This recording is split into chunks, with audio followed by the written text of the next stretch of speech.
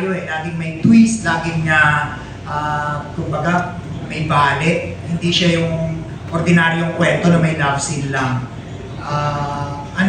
Mas na-challenge ako dito sa mga ganitong klaseng kumbaga sexy films sa panahon ngayon.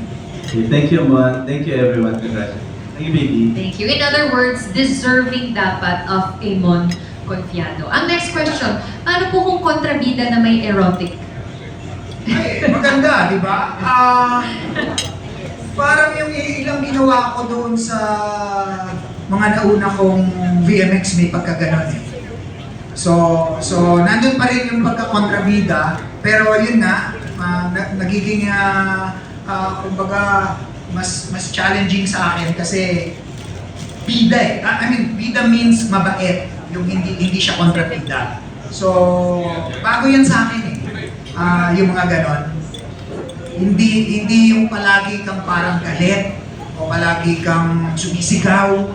Diba? Ito, kasi pwede mo siyang ipakita na ano pa rin yung, malalim pa rin yung karakter eh. Mas mahirap yun eh, na yung reason kung bakit siya galit, yun ang mas hinuhukay mo as an actor. Hindi, ine-explore mo na kaagad siya. Okay, maraming salamat po. Now, moving on to Daily Tribune, Jeff Fernando. Hello po, magandang hapon. First question ko for Direk Ronald. Hi Direk. Hello po.